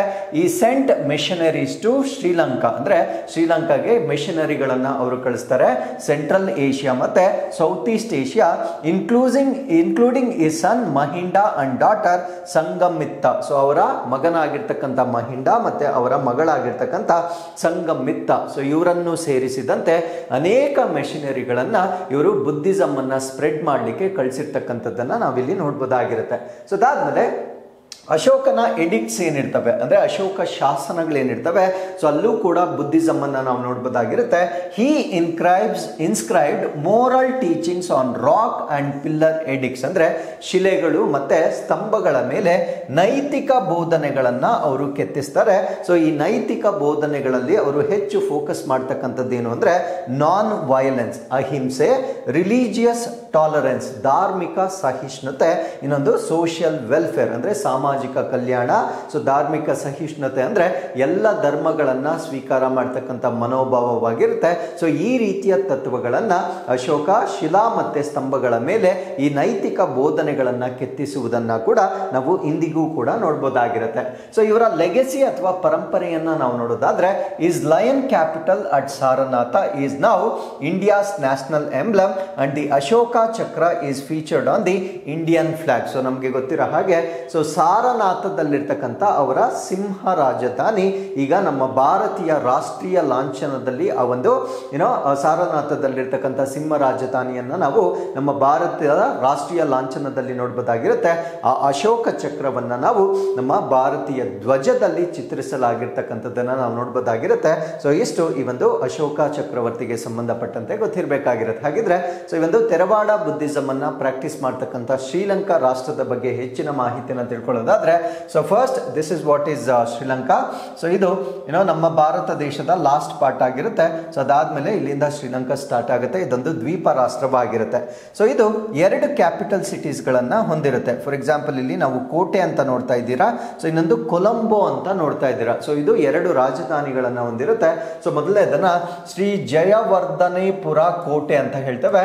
ಇದು ಲೆಜಿಸ್ಲೇಟಿವ್ ಕ್ಯಾಪಿಟಲ್ ಆಗಿರುತ್ತೆ, ಅಂದ್ರೆ ಶಾಸಕಾಂಗ ರಾಜಧಾನಿ ಆಗಿರುತ್ತೆ. ಇನ್ನೊಂದು ಕೊಲಂಬೋ ಆಗಿರುತ್ತೆ, ಇದು ಎಕ್ಸಿಕ್ಯೂಟಿವ್ ಮತ್ತೆ ಜುಡಿಷಿಯಲ್ ಅಂದ್ರೆ ನ್ಯಾಯಾಂಗ ಮತ್ತೆ ಈ ಒಂದು ಕಾರ್ಯಾಂಗದ ಒಂದು ಕ್ಯಾಪಿಟಲ್ ಸಿಟಿ ಆಗಿ ನಾವು ಕೊಲಂಬೋವನ್ನ ನೋಡಬಹುದಾಗಿರುತ್ತೆ. ಸೊ ಅದಾದ್ಮೇಲೆ ಶ್ರೀಲಂಕಾದಲ್ಲಿ ಈ ಒಂದು ಭಾಗದಲ್ಲಿ ಈ ಗ್ರೀನ್ ಕಲರ್ ಪ್ಯಾಚ್ ಅನ್ನ ನೀವೇನ್ ನೋಡ್ತಾ ಇದ್ದೀರಾ, ಸೊ ಇದೊಂದು ಮೌಂಟೇನ್ ಆಗಿರುತ್ತೆ. ಇದನ್ನ ಪಿಡುರು ತಲಗಾಲ ಅಂತ ಹೇಳ್ತೇವೆ. ಸೊ ಇದರ ಮುಖಾಂತರ ಅನೇಕ ನದಿಗಳು ರೇಡಿಯಲ್ ಆಗಿ ಹುಟ್ಟುತ್ತೆ, ಅಂದ್ರೆ ಇದರ ಸುತ್ತಲೂ ನದಿಗಳು ಹರಿತಕ್ಕಂಥದ್ದು, ಅಂದ್ರೆ ಇಲ್ಲಿ ಉಗಮವಾಗಿ ಶ್ರೀಲಂಕಾದಾದ್ಯಂತ ಹರಿತಕ್ಕಂಥ ನದಿಗಳನ್ನ ನೋಡಬಹುದಾಗಿರುತ್ತೆ. ಸೊ ಇಂಪಾರ್ಟೆಂಟ್ ರಿವರ್ಸ್ ಆದ್ರೆ ಕಾಲಾ ರಿವರ್, ಯಾನ್ ರಿವರ್, ಕಿರಿಂದಿ ರಿವರ್ ಮತ್ತೆ ಕಾಲು ರಿವರ್ ಅಂತ ಹೇಳ್ತೇವೆ. ಆಲ್ಮೋಸ್ಟ್ ನದಿಗಳು ಕೆ ಇಂದ ಸ್ಟಾರ್ಟ್ ಆಗುತ್ತೆ. ಸೊ ಈ ನದಿಗಳು ಈ ಒಂದು ಭಾಗದಲ್ಲಿ ಹರಿತಕ್ಕಂಥದ್ದನ್ನ ನಾವು ನೋಡಬಹುದಾಗಿರುತ್ತೆ. ಸೊ ಅದಾದ್ಮೇಲೆ ಈ ಒಂದು ದೇಶದ ಲಾರ್ಜೆಸ್ಟ್ ಸಿಟಿ, ದೊಡ್ಡ ನಗರ ಯಾವ್ದಾಗಿರುತ್ತೆ ಅಂದ್ರೆ ಕೊಲಂಬೋ ಇದರ ದೊಡ್ಡ ನಗರವಾಗಿರುತ್ತೆ. ಸೊ ಈ ರಾಷ್ಟ್ರದ ಅಫಿಷಿಯಲ್ ಲ್ಯಾಂಗ್ವೇಜ್, ಅಧಿಕೃತ ಭಾಷೆ ಸಿನ್ಹಳ, ಅದು ತಮಿಳ್ನ ಒಂದು ರೂಪವಾಗಿರುತ್ತೆ. ಸೊ ಅದಾದ್ಮೇಲೆ ರೆಕಗ್ನೈಸ್ಡ್ ಲ್ಯಾಂಗ್ವೇಜ್ ಇಸ್ ಇಂಗ್ಲಿಷ್. ಅದಾದ್ಮೇಲೆ ಎಥ್ನಿಕ್ ಗ್ರೂಪ್, ಅಲ್ಲಿರ್ತಕ್ಕಂಥ ಸ್ಥಳೀಯ ಜನಾಂಗ ಯಾರ್ಯಾರಾಗಿರ್ತಾರೆ ಅಂದ್ರೆ 70% ಆಫ್ ದಿ ಪಾಪ್ಯುಲೇಷನ್ ಅನ್ನ ನಾವು ಸಿನ್ಹಳೀಸ್ ಅಂತ ಹೇಳ್ತೇವೆ. 11% ಅನ್ನ ನಾವು ಶ್ರೀಲಂಕನ್ ತಮಿಳ್ಸ್ ಅಂತ ಹೇಳ್ತೇವೆ. 9% ಶ್ರೀಲಂಕನ್ ಮೂರ್ಸ್, 4% ಇಂಡಿಯನ್ ತಮಿಳ್ಸ್ ಕೂಡ ಇರ್ತಾರೆ ಈ ಭಾಗದಲ್ಲಿ. ಐ ಗೆಸ್ ಈ ಜಾಫ್ನಾ ಪೆನಿನ್ಸುಲಾ ಏನಿರುತ್ತೆ, ಸೊ ಈ ಭಾಗದಲ್ಲಿ ನಾವು ಇಂಡಿಯನ್ ತಮಿಳ್ಸ್ ಅನ್ನ ನೋಡಬಹುದಾಗಿರುತ್ತೆ. ಸೊ 0.5% ಬೇರೆ ಎಥ್ನಿಸಿಟಿಗೆ ಸೇರಿರ್ತಕ್ಕಂಥ ಜನಾಂಗವನ್ನ ನೋಡಬಹುದಾಗಿರುತ್ತೆ. ಸೊ ಇವರ ರಿಲಿಜಿಯನ್ 2012ರ ಅಪ್ಡೇಟ್ಸ್ ನ ಪ್ರಕಾರ ಇಲ್ಲಿರ್ತಕ್ಕಂಥ ಧರ್ಮ 70% ಆಫ್ ದಮ್ ಬುದ್ಧಿಸಂ ಆಗಿರ್ತಾರೆ, ಅಂದ್ರೆ ಅಫಿಷಿಯಲಿ ಅದೊಂದು ಬುದ್ಧಿಸಂ ರಾಷ್ಟ್ರವಾಗಿ ನಾವು ಹೇಳ್ಬೋದಾಗಿರುತ್ತೆ. 13% ಹಿಂದೂ ಇರುತ್ತೆ. ಸೊ 10% ಇಸ್ಲಾಂ, 7% ಕ್ರಿಸ್ಟಿಯಾನಿಟಿ ಮತ್ತೆ 0.1% ಸೊ ಬೇರೆ ಧರ್ಮಗಳನ್ನ ನಾವು ಈ ಒಂದು ರಾಷ್ಟ್ರದಲ್ಲಿ ನೋಡಬಹುದಾಗಿರುತ್ತೆ. ಸೊ ಇಷ್ಟು ಈ ಒಂದು ಶ್ರೀಲಂಕಾಗೆ ಸಂಬಂಧಪಟ್ಟಂತೆ ನಮಗೆ ಗೊತ್ತಿರಬೇಕಾಗಿರುತ್ತೆ. So with this let's get into question number 3. Kabir ಯಾವ ವೃತ್ತಿಗೆ ಸೇರಿದ ಕುಟುಂಬದಲ್ಲಿ ಬೆಳೆದರು? ಸಂತ ಕಬೀರರು was raised by family belonging to which profession ಅನ್ನೋದು ನಮ್ಮ ಪ್ರಶ್ನೆ ಆಗಿರುತ್ತೆ. ಸೊ ಈ ಪ್ರಶ್ನೆಗೆ ಸರಿಯಾದ ಉತ್ತರ ಸಂತ ಕಬೀರರು ನೇಕಾರರ ಕುಟುಂಬದಲ್ಲಿ ಅವರು ಬೆಳೆದಿರ್ತಕ್ಕಂಥದ್ದನ್ನ ನಾವಿಲ್ಲಿ ನೋಡಬಹುದಾಗಿರುತ್ತೆ. ಸೊ ಇವರ ಬಗ್ಗೆ ನಾವು ಪ್ರಶ್ನೆ ಕೊಡಲು ಕಾರಣ ಏನಂದ್ರೆ ಸಂತ ಕಬೀರ್ ದಾಸ್ ಇವರ ಬರ್ತ್ ಆನಿವರ್ಸರಿ ಅಥವಾ ಜನ್ಮ ವಾರ್ಷಿಕೋತ್ಸವನ್ನ ಈಗ ಆಚರಣೆ ಮಾಡಲಾಗ್ತಾ ಇದೆ. ಸೊ ಸಂತ ಕಬೀರರು 1398ರಿಂದ 1518 CE ವರೆಗೆ ನಮ್ಮ ಭಾರತ ದೇಶದಲ್ಲಿದ್ದಂತಹ ಒಬ್ಬ ಸಂತರಾಗಿರ್ತಾರೆ. ಸೊ ಇವರನ್ನ ನಾವು 15th ಸೆಂಚುರಿ ಪೋಯೆಟ್ ಅಂತ ಹೇಳ್ತೇವೆ, 15ನೇ ಶತಮಾನದ ಕವಿ ಆಗಿರ್ತಾರೆ. ಸೊ ಇವರು ಭಕ್ತಿ ಮೂವ್ಮೆಂಟ್ ನ ಪ್ರಮುಖ ವ್ಯಕ್ತಿಯಾಗಿ ನಾವು ಇವರನ್ನ ಕನ್ಸಿಡರ್ ಮಾಡಬಹುದಾಗಿರುತ್ತೆ. ಸೊ ಇವರ ಟೀಚಿಂಗ್ಸ್ ಅಥವಾ ಬೋಧನೆಗಳೇನಿರುತ್ತೆ ಇದು ಹೆಚ್ಚಾಗಿ ಯಾವುದಕ್ಕೆ ಪ್ರಾಮುಖ್ಯತೆಯನ್ನು ಕೊಡುತ್ತೆ ಅಂದ್ರೆ ಸ್ಪಿರಿಚುವಲ್ ಅವೇಕನಿಂಗ್, ಅಂದ್ರೆ ಸ್ಪಿರಿಚುವಲ್ ಅಂದ್ರೆ ಆಧ್ಯಾತ್ಮಿಕವಾಗಿರ್ತಕ್ಕಂಥ ಒಂದು ಜಾಗೃತಿಯ ಬಗ್ಗೆ ಹೆಚ್ಚಿನ ಒಂದು ಪ್ರಾಮುಖ್ಯತೆಯನ್ನು ನೀಡಲಾಗುತ್ತೆ. ಸೋಷಿಯಲ್ ಈಕ್ವಾಲಿಟಿ ಅಂದರೆ ಸಾಮಾಜಿಕ ಸಮಾನತೆ, ಡಿವೋಷನ್ ಬಿಯಾಂಡ್ ರಿಲಿಜಿಯಸ್ ಬೌಂಡ್ರೀಸ್ ಅಂದರೆ ಈ ಒಂದು ಜಾತಿಗಳನ್ನು ಮೀರಿ ಅಂದರೆ ಅವರ ಬೋಧನೆಗಳು ಧಾರ್ಮಿಕ ಗಡಿಗಳನ್ನು ಮೀರಿ ಆಧ್ಯಾತ್ಮಿಕ ಜಾಗೃತಿ, ಸಾಮಾಜಿಕ ಸಮಾನತೆ ಮತ್ತೆ ಭಕ್ತಿಯನ್ನ ಹೊತ್ತಿ ಹೇಳ್ತಕ್ಕಂಥ ಒಂದು ಪದ್ಧತಿಗಳನ್ನ ಇವರು ಪ್ರಾಕ್ಟೀಸ್ ಮಾಡಿರ್ತಾರೆ. ಸೊ ಇವರು was born in Varanasi. So ವಾರಣಾಸಿಯಲ್ಲಿ ಅವರ ಜನನ ಆಗುತ್ತೆ. ಸೊ ಅವರು ಗ್ರೋತ್ ಆಗೋದು ಅಥವಾ ಅವರ ಬೆಳವಣಿಗೆ ಅಂತಕ್ಕಂಥದ್ದು ಮುಸ್ಲಿಂ ಕುಟುಂಬದಲ್ಲಿ ಅವರ ಒಂದು ಬೆಳವಣಿಗೆ ಆಗುತ್ತೆ. ಸೊ ಅದು ವೀವರ್ಸ್ ಫ್ಯಾಮಿಲಿ ಅಂದ್ರೆ ಈ ಒಂದು ನೇಯ್ಗೆದಾರರ ಅಥವಾ ನೇಕಾರರ ಕುಟುಂಬದಲ್ಲಿ ಸೊ ಇವರ ಬೆಳವಣಿಗೆ ಆಗ್ತಕ್ಕಂಥದ್ದನ್ನ ನಾವು ನೋಡ್ಬೋದಾಗಿರುತ್ತೆ. So is believed to be disciple of Ramananda, Hindu saint ಅಂದ್ರೆ ಹಿಂದೂ ಸಂತರಾಗಿರ್ತಕ್ಕಂಥ ರಾಮಾನಂದರ ಶಿಷ್ಯನೆಂದು ಸೊ ಇವರನ್ನ ನಂಬಲಾಗಿರುತ್ತೆ. ಸೊ ಇವರ ಫಿಲಾಸಫಿ ಅಥವಾ ಇವರ ತತ್ವಶಾಸ್ತ್ರಗಳನ್ನು ನಾವು ನೋಡೋದಾದ್ರೆ, he rejected caste based divisions on ritualistic practices in both Hinduism and Islam. So Hindu ಧರ್ಮವಾಗಿರ್ಬೋದು ಅಥವಾ ಇಸ್ಲಾಂ ಧರ್ಮವಾಗಿರ್ಬೋದು, ಎರಡರಲ್ಲೂ ಇರ್ತಕ್ಕಂಥ ಜಾತಿ ಆಧಾರಿತ ವಿಭಜನೆಗಳು ಮತ್ತೆ ಧಾರ್ಮಿಕ ಆಚರಣೆಗಳನ್ನು ಇವರು ಹೆಚ್ಚಾಗಿ ವಿರೋಧ ಮಾಡಿರ್ತಾರೆ. ಆ್ಯಂಡ್ ಅಡ್ವೊಕೇಟೆಡ್ ಇನ್ನರ್ ಡಿವೋಷನ್ ಅಂದರೆ ಆಂತರಿಕ ಒಂದು ಭಕ್ತಿಯನ್ನ ಪ್ರತಿಪಾದನೆ ಮಾಡಿರ್ತಕ್ಕಂಥ ವ್ಯಕ್ತಿ ಆಗಿರ್ತಾರೆ. ಸೊ ಅದಾದ್ಮೇಲೆ ಇವರ ಫೇಮಸ್ ಟೀಚಿಂಗ್ಸ್, ಇದನ್ನ ಎಕ್ಸಾಮಲ್ಲಿ ಕೇಳ್ಬೋದಾಗಿರುತ್ತೆ. ಈ ಒಂದು ಟೀಚಿಂಗ್ಸ್ ಅನ್ನ ಅಥವಾ ಬೋಧನೆಗಳನ್ನ ಯಾರು ಹೇಳಿದ್ದು ಅಂತ. ಸೊ ಇದು ಹಿಂದಿಯಲ್ಲಿರುತ್ತೆ. ಸೊ ಇವ್ರು ಹೇಳಿರ್ತಕ್ಕಂಥ ಬೋಧನೆಗಳು ಜಾತಿನ ಪೂಚೋ ಸಾಧುಕಿ ಪೂಚ್ ಲೀಜಿಯೇ ಜ್ಞಾನ್ ಅಂತ ಹೇಳ್ತಾರೆ. ಅಂದ್ರೆ ಸಂತರ ಜಾತಿಯನ್ನು ಕೇಳಬೇಡಿ, ಅವರ ಜ್ಞಾನದ ಬಗ್ಗೆ ಕೇಳಿ ಅಂತಕ್ಕಂಥದ್ದು ಇವರ ಫೇಮಸ್ ಟೀಚಿಂಗ್ ಆಗಿ ನಾವು ನೋಡ್ಬೋದಾಗಿರುತ್ತೆ. ಸೊ ಇನ್ನೊಂದು ಬುರಾ ಜೋ ದೇಕನ್ ಮೈನ್ ಚಲ ಬುರಾ ನೋ ಮಿಲ್ಯಾ ಕೋಯಿ ಜೋ ಮನ್ ಕೋಜಾ ಅಪ್ನ ಮುಜ್ಸೆ ಬುರಾ ನಾ ಕೋಯಿ ಅಂತ ಇನ್ನೊಂದು ಅವರ ಒಂದು ಪ್ರೀಚಿಂಗ್ ಆಗಿರುತ್ತೆ. ಇದರ ಅರ್ಥ ಏನು ಅಂದ್ರೆ, ನಾನು ದುಷ್ಟರನ್ನು ಹುಡುಕಿದೆ ಆದರೆ ಯಾರೂ ಸಿಗಲಿಲ್ಲ, ನಾನು ನನ್ನನ್ನು ಪರೀಕ್ಷಿಸಿದಾಗ ನಾನು ಎಲ್ಲರಿಗಿಂತ ಕೆಟ್ಟವನು. ಅಂದ್ರೆ ಸೊ ಈಗ ನಾವು ಏನ್ ಅನ್ಕೊಳ್ತಾ ಇರ್ತೀವಿ ಅಂದ್ರೆ, ಸೊ ನಾನು ಒಬ್ಬನೇ ಒಳ್ಳೆನು, ನನ್ನ ಸುತ್ತಮುತ್ತಲಿರೋರೆಲ್ಲ ಕೆಟ್ಟವರು ಅಂತ ಅನ್ಕೊಳ್ತೇವೆ. ಬಟ್ ಇವ್ರು ಹೇಳೋದು ನನಗಿಂತ ಕೆಟ್ಟವನು ಯಾರು ಇರ್ಲಿಕ್ಕೆ ಸಾಧ್ಯವಾಗೋದಿಲ್ಲ. ಸೊ ಅದರರ್ಥ ಬೇರೆಯವರೆಲ್ಲರೂ ಒಳ್ಳೆಯವರು ಅಂತಕ್ಕಂಥ ಭಾವನೆ ಬೆಳೆಸ್ಕೊಳ್ಬೇಕಂತ ಒಂದು ಪ್ರೀಚಿಂಗ್ ಅನ್ನ ಸೊ ಇವರು ಪ್ರಸಿದ್ಧ ಬೋಧನೆಗಳಲ್ಲಿ ನಾವು ನೋಡ್ಬೋದಾಗಿರುತ್ತೆ. ಅದರ ಜೊತೆಗೆ Kabir Pant, so is followers ಅಂದ್ರೆ ಇವರ ಅನುಯಾಯಿಗಳನ್ನ ನಾವೇನಂತ ಕರಿತೀವಿ ಅಂದ್ರೆ ಕಬೀರ್ ಪಂಥೀಸ್ ಅಂತ ಕರಿತೇವೆ. ಸೊ ಈ ಕಬೀರ್ ಪಂಥೀಸ್ ಇವರ ಬೋಧನೆಗಳನ್ನ ಸ್ಪ್ರೆಡ್ ಮಾಡಲಿಕ್ಕೆ ಸ್ಪ್ರೆಡ್ ಮಾಡ್ತಕ್ಕಂಥ ಅಥವಾ ಹರಡ್ತಕ್ಕಂಥ ವ್ಯಕ್ತಿಗಳನ್ನ ನಾವು ಕಬೀರ್ ಪಂತ್ ಅಂತ ಹೇಳ್ತೇವೆ. ಹಾಗಿದ್ರೆ what are the major works of Kabir Das? ಇವರ ಪ್ರಮುಖ ಕೃತಿಗಳು ಯಾವುದು ಅಂತ ನಾವು ನೋಡೋದಾದ್ರೆ, ಸೊ ಒಂದನ್ನ ನಾವು ಬೀಜಕ್ ಅಂತ ಹೇಳ್ತೇವೆ. ಬೀಜಕ್ ಅಂದ್ರೆ collection of his philosophical versus ಅಂದ್ರೆ ಅವರ ತಾತ್ವಿಕ ಪದ್ಯಗಳ ಒಂದು ಸಂಗ್ರಹಣೆಯನ್ನ ನಾವು ಬೀಜಕ್ ಅಂತ ಕರಿತೇವೆ. ಇನ್ನೊಂದು ಕಬೀರ್ ಗ್ರಂಥಾವಳಿ ಅಂತ ಹೇಳ್ತೇವೆ. So this is the compilation of his poems and couplets ಅಂದ್ರೆ ಇವರ ಕವನಗಳು ಮತ್ತು ದ್ವಿಪದಿಗಳ ಸಂಕಲನವನ್ನ ನಾವೇನಂತ ಕರಿತೀವಿ ಅಂದ್ರೆ ಕಬೀರ್ ಗ್ರಂಥಾವಳಿ ಅಂತ ಹೇಳ್ತೇವೆ. ಅನುರಾಗ ಸಾಗರ್, ಇದನ್ನ ನಾವು mythical themes and the nature of existence ಅಂದ್ರೆ ಅತೀಂದ್ರಿಯ ವಿಷಯಗಳು ಮತ್ತೆ ಅಸ್ತಿತ್ವದ ಸ್ವರೂಪಗಳನ್ನ ಅನ್ವೇಷಿಸುವ ಪಠ್ಯವನ್ನ ನಾವು ಅನುರಾಗ ಸಾಗರ್ ಅಂತ ಹೇಳ್ತೇವೆ. ಇನ್ನೊಂದು ಸಖಿ ಅಂಡ್ ಶಬಾದ್ ಅಂತ ಹೇಳ್ತೇವೆ. So this is short poetic versus emphasising truth, devotion and equality ಅಂದ್ರೆ ಸತ್ಯ, ಭಕ್ತಿ ಮತ್ತು ಸಮಾನತೆಯನ್ನ ಒತ್ತಿ ಹೇಳ್ತಕ್ಕಂಥ ಸಣ್ಣ ಕಾವ್ಯಾತ್ಮಕ ಪದ್ಯಗಳನ್ನ ಒಳಗೊಂಡಿರುತ್ತೆ. ಸೊ ಇದನ್ನ ನಾವೇನಂತ ಕರಿತೀವಿ ಅಂದ್ರೆ ಸಖಿ ಮತ್ತು ಶಾಬಾದ್ ಅಂತ ನಾವು ಇದಕ್ಕೆ ಹೇಳ್ಬೋದಾಗಿರುತ್ತೆ. ಇನ್ನೊಂದು ಗುರು ಗ್ರಂಥ ಸಾಹಿಬ, ಇದು ಸಿಖ್ಖರ ಪವಿತ್ರ ಗ್ರಂಥ ಕೂಡ ಆಗಿರುತ್ತೆ. ಸೊ ಇದರಲ್ಲಿ ಸೆವರಲ್ ಕಬೀರ್ ಹೈಮ್ಸ್ ಗಳನ್ನ ನಾವು ನೋಡ್ಬೋದಾಗಿರುತ್ತೆ. ಅಂದ್ರೆ ಕಬೀರರ ಸಾಕಷ್ಟು ಸ್ತೋತ್ರಗಳನ್ನ ಗುರು ಗ್ರಂಥ ಸಾಹಿಬದಲ್ಲಿ ನಾವು ನೋಡ್ಬೋದಾಗಿರುತ್ತೆ. ಇನ್ಕ್ಲೂಡೆಡ್ ಇನ್ ಸಿಕ್ಕಿಮ್ಸ್ ಹೋಲಿ ಸ್ಕ್ರಿಪ್ಚರ್ ಅಂದ್ರೆ ಇದು ಸಿಕ್ಕಿಸಮ್ಸ್ ಹೋಲಿ ಸ್ಕ್ರಿಪ್ಚರ್ ಅಂದ್ರೆ ಸಿಖ್ಖರ ಧರ್ಮ ಪವಿತ್ರ ಗ್ರಂಥವಾಗಿರ್ತಕ್ಕಂಥ ಗುರು ಗ್ರಂಥ ಸಾಹಿಬದಲ್ಲಿ ಇವರ ಹಲವಾರು ಸ್ತೋತ್ರಗಳನ್ನ ಕೂಡ ಸೇರಿಸಿರ್ತಕ್ಕಂಥದ್ದನ್ನ ನಾವು ಗಮನಿಸಬಹುದಾಗಿರುತ್ತೆ. So with this let's get into question number 4. ಇತ್ತೀಚಿನ UNFPA ವರದಿಯ ಪ್ರಕಾರ ಭಾರತದ ಒಟ್ಟು ಫಲವತ್ತತೆ ದರ ಎಷ್ಟು? So what is the India's total fertility rate according to the latest UNFPA report? So this is very important for your essay writing. So ನಿಮ್ಮ ಎಸ್ಸೆಗೆ ಇದು ಇಂಪಾರ್ಟೆಂಟ್ ಆಗಿರ್ತಕ್ಕಂಥ ಸ್ಟ್ಯಾಟಿಸ್ಟಿಕ್ಸ್ ಆಗಿರುತ್ತೆ.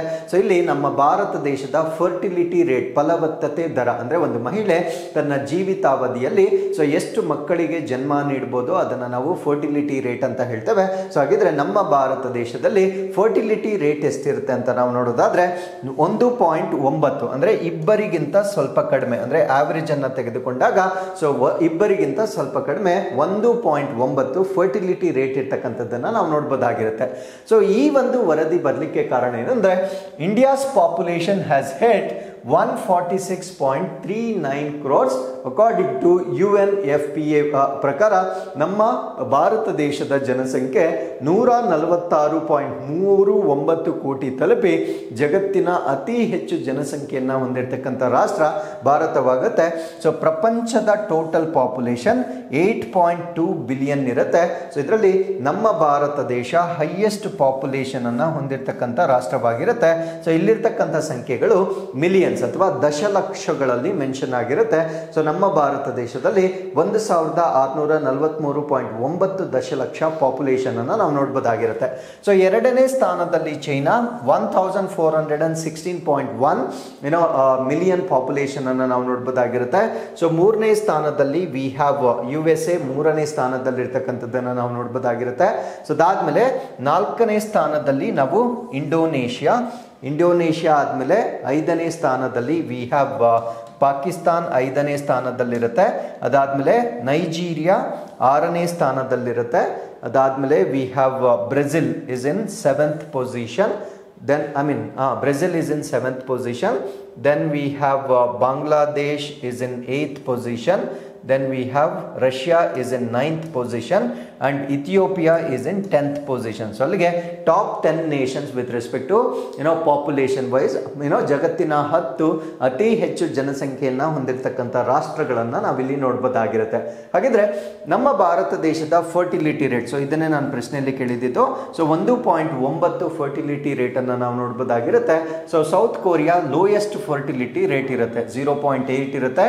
ಸೊ ಚೈನಾ 1 ಇರುತ್ತೆ, ಜಪಾನ್ 1.2 ಇರುತ್ತೆ, ರಷ್ಯಾ 1.5. ಸೊ ಈ ರೀತಿಯಾಗಿ fertility rate ಅನ್ನು ನಾವು ನೋಡಬಹುದಾಗಿರುತ್ತೆ. So Pakistan has 3.5. ಸೊ ಅಂದ್ರೆ ಸರಾಸರಿ ಅವರು 3.5 ಮಕ್ಕಳಿಗೆ ಜನ್ಮ ನೀಡ್ತಕ್ಕಂಥ ಒಂದು ಸಾಧ್ಯತೆಯನ್ನು ನಾವಿಲ್ಲಿ ನೋಡಬಹುದಾಗಿರುತ್ತೆ. ಅದ್ರ ಜೊತೆಗೆ ಏಜ್ ವೈಸ್ ಪಾಪ್ಯುಲೇಷನ್ ತಗೊಂಡಾಗ ಇದು ಕೂಡ ನಮ್ಮ ಎಸ್ಸೆಗೆ ಬಹಳ ಇಂಪಾರ್ಟೆಂಟ್ ಆಗಿರುತ್ತೆ.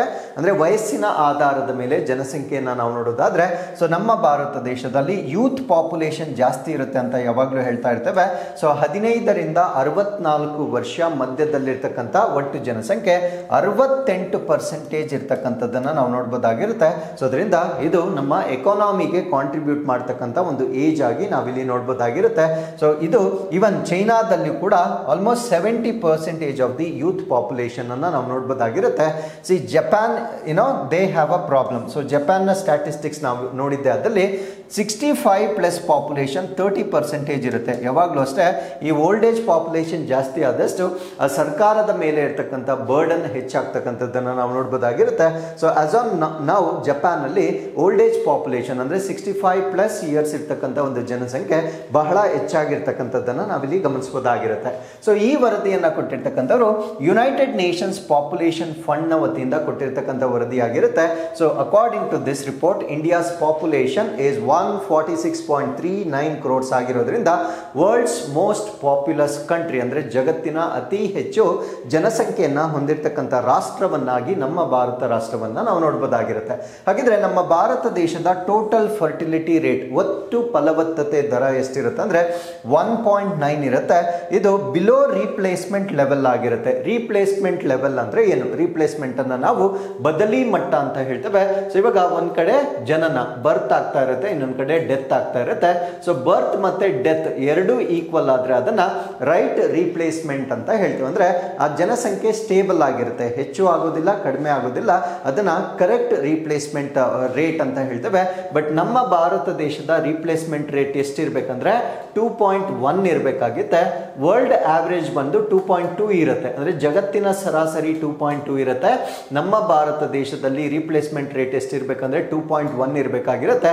ಬಟ್ ನಮ್ಮ ಭಾರತ ದೇಶದಲ್ಲಿ ರೀಪ್ಲೇಸ್ಮೆಂಟ್ ರೇಟ್ಗಿಂತ 1.9 ಇರುವ ಕಾರಣದಿಂದ ಸೊ ಮುಂದೆ ನಾವು ಕಮಿಂಗ್ ಇಯರ್ಸ್ ಅಲ್ಲಿ ನಮ್ಮ ಪಾಪ್ಯುಲೇಷನ್ ಡಿಕ್ಲೈನಿಂಗ್ ಟ್ರೆಂಡ್ ಅನ್ನ ನಾವು ನೋಡಬಹುದಾಗಿರುತ್ತೆ. ಆಸ್ ಆನ್ ಡೇಟ್ ಅದು ಇನ್ಕ್ರೀಸ್ ಆಗ್ತಾ ಇದೆ.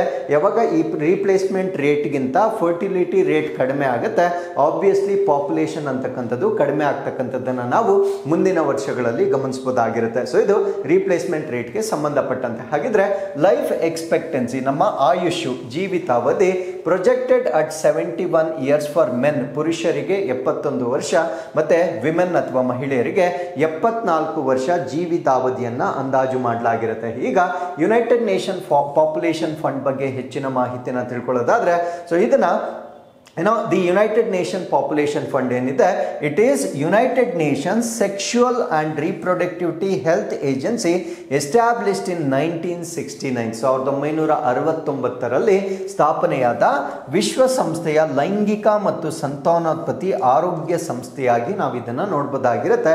ಸೊ ಈ ಒಂದು ಸಂಸ್ಥೆಯನ್ನು ನಾವು ವಿಶ್ವಸಂಸ್ಥೆಯ ಜನಸಂಖ್ಯಾ ನಿಧಿ ಅಂತ ನಾವು ಇದನ್ನ ಹೇಳ್ತೇವೆ. ಸೊ ಇದರ ಮಿಷನ್ ಅಥವಾ ಈ ಒಂದು ಸಂಸ್ಥೆಯ ಧ್ಯೇಯ ಏನು ಅಂತ ನಾವು ನೋಡೋದಾದ್ರೆ, to ensure every pregnancy is wanted, ಅಂದ್ರೆ ಪ್ರತಿ ಗರ್ಭಧಾರಣೆಯು ಅಪೇಕ್ಷಣೀಯವಾಗಿದೆ. ಅಂದ್ರೆ there is nothing like unwanted pregnancy ಆಗಿರಬಾರ್ದು, ಅದು ಅಪೇಕ್ಷಾ ಪೂರ್ವಕವಾಗಿರ್ಬೇಕು ಅನ್ನೋದನ್ನ ಅವರು ಖಚಿತಪಡಿಸ್ಕೊಳ್ತಕ್ಕಂಥದ್ದು. Every child birth is safe, ಅಂದ್ರೆ ಪ್ರತಿಯೊಂದು ಮಗುವಿನ ಜನನ ಸುರಕ್ಷಿತವಾಗಿರಬೇಕು.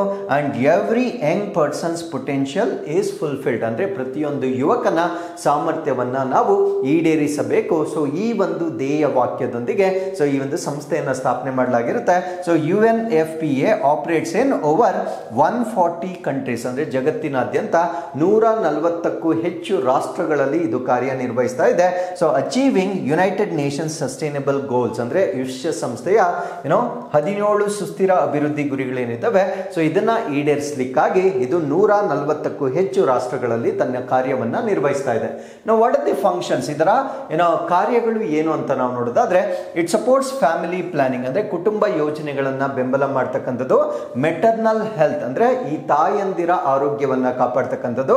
ಅಂಡ್ ಜೆಂಡರ್ ಈಕ್ವಾಲಿಟಿ, ಲಿಂಗ ಸಮಾನತೆಯನ್ನ ಹೆಚ್ಚು ಮಾಡ್ತಕ್ಕಂಥ ಪ್ರಯತ್ನಗಳನ್ನ ಮಾಡೋದು ಇದರ ಫಂಕ್ಷನ್ಸ್ ಆಗಿರುತ್ತೆ. ಅದ್ರ ಜೊತೆಗೆ it helps countries analyse demographic trends for sustainable development. Demographic is nothing but ನಾವು ಇಷ್ಟೊತ್ತು ನೋಡಿರ್ತಕ್ಕಂಥ ಜನಸಂಖ್ಯಾ ವಿಸ್ತರಣೆ, ಅದು ಏಜ್ ವೈಸ್ ಆಗಿರ್ಬೋದು, ಜೆಂಡರ್ ವೈಸ್ ಆಗಿರ್ಬೋದು, ಫರ್ಟಿಲಿಟಿ ರೇಟ್ ಆಗಿರ್ಬೋದು, ಈ ರೀತಿಯಾಗಿ ಆ ದೇಶದಲ್ಲಿರ್ತಕ್ಕಂಥ ಡೆಮೋಗ್ರಫಿಕ್ ಡಿವಿಡೆಂಟ್ ಹೇಗಿದೆ, ಸೊ ಅದನ್ನ ಅನಲೈಸ್ ಮಾಡುವಲ್ಲೂ ಕೂಡ ಇದು ಸಪೋರ್ಟ್ ಮಾಡ್ತಕ್ಕಂಥ ಒಂದು ವ್ಯವಸ್ಥೆ ಆಗಿರುತ್ತೆ. ಅದ್ರ ಜೊತೆಗೆ ಈ ಜೆಂಡರ್ ಬೇಸ್ಡ್ ವೈಲೆನ್ಸ್ ಪ್ರಿವೆನ್ಷನ್, ಅಂದ್ರೆ ಲಿಂಗ ಆಧಾರಿತವಾಗಿ ಹಿಂಸಾಚಾರವನ್ನ ತಡೆಗಟ್ಟತಕ್ಕಂಥದ್ದು. ಫಾರ್ ಎಕ್ಸಾಂಪಲ್, ಈ ಒಂದು ಚೈಲ್ಡ್ ಮ್ಯಾರೇಜ್, ಬಾಲ್ಯ ವಿವಾಹವನ್ನ ಕಡಿಮೆ ಮಾಡ್ತಕ್ಕಂಥದ್ದು. ಫೀಮೇಲ್ ಜೆನೈಟಲ್ ಮ್ಯೂಟಿಲೇಷನ್, ಅಂದ್ರೆ ಈ ಸ್ತ್ರೀ ಜನನಾಂಗವನ್ನ ಛೇದನ ಮಾಡ್ತಕ್ಕಂಥದ್ದು. ಅಬ್ಸ್ಟೆಟ್ರಿಕ್ ಫಿಸ್ಟುಲಾ, ಪ್ರಸೂತಿ ಫಿಸ್ತೂಲಾ ಏನಿರುತ್ತೆ, ಸೊ ಇವೆಲ್ಲವನ್ನ ತೊಡೆದು ಹಾಕುವ ಒಂದು ಪ್ರಯತ್ನಗಳನ್ನ ಕೂಡ ಇದು ಮಾಡುತ್ತೆ. ಸೊ ಅದ್ರ ಜೊತೆಗೆ health care protection for women ಮತ್ತೆ ಗರ್ಲ್ಸ್ ಇನ್ ಕ್ರೈಸಿಸ್ ಝೋನ್, ಅಂದ್ರೆ ಬಿಕ್ಕಟ್ಟಿನ ಒಂದು ಪ್ರಾಂತ್ಯಗಳಲ್ಲಿ ಮಹಿಳೆಯರು ಮತ್ತು ಬಾಲಕಿಯರಿಗೆ ಆರೋಗ್ಯ ರಕ್ಷಣೆಯನ್ನ ಒದಗಿಸ್ತಕ್ಕಂಥದ್ದು ಕೂಡ ಇದರ ಒಂದು ಫಂಕ್ಷನ್ಸ್ ಆಗಿರುತ್ತೆ. So with this let's get into question number 5. So ಅಂತಾರಾಷ್ಟ್ರೀಯ ಸಮುದ್ರ ಸಹಾಯ ನ್ಯಾವಿಗೇಷನ್ ಸಂಸ್ಥೆ ಯಾವ ವರ್ಷದಲ್ಲಿ ಸ್ಥಾಪನೆ ಆಯಿತು? In which year was the International Organization for Marine Aids to Navigation established? So ಈ ಪ್ರಶ್ನೆಗೆ ಸರಿಯಾದ ಉತ್ತರ, ಇದನ್ನ ನಾವು 1957ರಲ್ಲಿ ಸ್ಥಾಪನೆ ಮಾಡಲಾಗಿರುತ್ತೆ.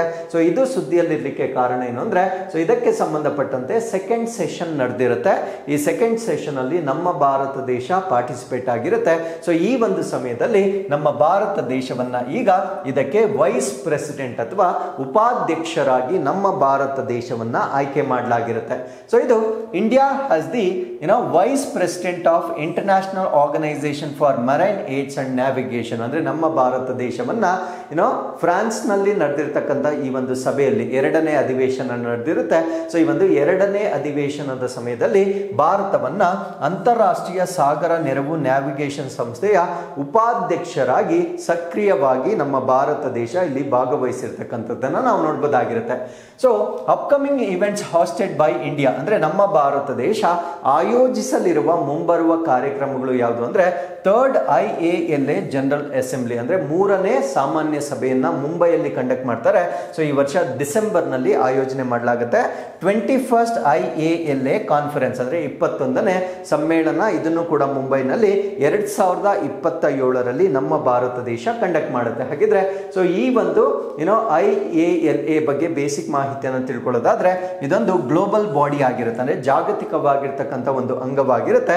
ಸೊ ಇದರ ಉದ್ದೇಶ ಏನು ಅಂದ್ರೆ, harmonising maritime navigation systems and enhancing safety at sea, ಅಂದ್ರೆ ಸಮುದ್ರದ ಸಂಚಾರ ವ್ಯವಸ್ಥೆ ಏನಿರುತ್ತೆ ಅಂದರೆ ನಾವು ಮಾಡ್ತಕ್ಕಂಥ ಟ್ರೇಡ್ ಬೇಸಿಕಲಿ ವ್ಯಾಪಾರ ಏನಿರುತ್ತೆ, ಸೊ ಆ ವ್ಯವಸ್ಥೆಗಳನ್ನು ಸಮನ್ವಯಗೊಳಿಸ್ತಕ್ಕಂಥದ್ದು ಮತ್ತು ಸಮುದ್ರದಲ್ಲಿ ಸುರಕ್ಷತೆಯನ್ನು ಹೆಚ್ಚು ಮಾಡ್ತಕ್ಕಂಥ ಉದ್ದೇಶದಿಂದ 1957ರಲ್ಲಿ ಇದನ್ನು ಸ್ಥಾಪನೆ ಮಾಡಲಾಗಿರುತ್ತೆ. ಸೊ ಇದು ಸ್ಥಾಪನೆ ಮಾಡಿದ ನಂತರ ಇದೊಂದು ಇಂಟರ್ನ್ಯಾಷನಲ್ ಆರ್ಗನೈಸೇಷನ್ ಆಗಿ ಅಥವಾ ಅಂತಾರಾಷ್ಟ್ರೀಯ ಒಂದು ವ್ಯವಸ್ಥೆಯಾಗಿ ಬದಲಾಗುತ್ತೆ. ಹೆಂಗ್ ಬದಲಾಗುತ್ತೆ ಅಂದ್ರೆ ಇಂಟರ್ ಗವರ್ಮೆಂಟ್ ಆರ್ಗನೈಸೇಷನ್ ಇನ್ 2024 ನೋಡಿ, ಇದು 2024ರಲ್ಲಿ ವೆರಿ ರೀಸೆಂಟ್ಲಿ ಇಂಟರ್ನ್ಯಾಷನಲ್ ಆರ್ಗನೈಸೇಷನ್ ಆಗಿ ಡೆವಲಪ್ ಆಗುತ್ತೆ.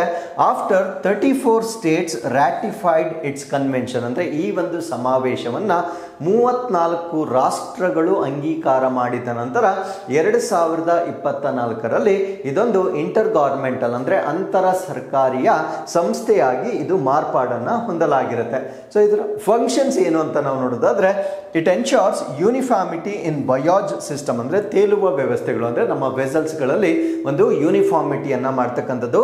Light houses and electronic navigation aids, ಅಂದರೆ ಈ ಒಂದು ಎಲೆಕ್ಟ್ರಾನಿಕ್ ಸಂಚಾರ ಸಾಧನಗಳಲ್ಲಿ ಏಕರೂಪತೆಯನ್ನು ಸಾಧಿಸ್ತಕ್ಕಂಥ ಒಂದು ವ್ಯವಸ್ಥೆಯಾಗಿ ನಾವು IALA ಅನ್ನು ನಾವು ನೋಡ್ಬೋದಾಗಿರುತ್ತೆ.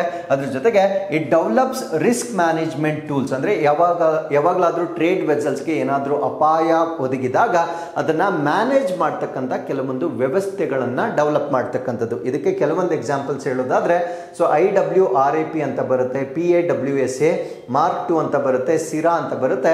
ಸೊ ಈ ರೀತಿಯ ಒಂದು ರಿಸ್ಕ್ ಮ್ಯಾನೇಜ್ಮೆಂಟ್ ಸಿಸ್ಟಮ್ಗಳನ್ನು ಕೂಡ ಸೊ ಇದರ ವತಿಯಿಂದ ಡೆವಲಪ್ ಮಾಡ್ತಕ್ಕಂಥದ್ದು ಇದರ ಜವಾಬ್ದಾರಿಯಾಗಿರುತ್ತೆ.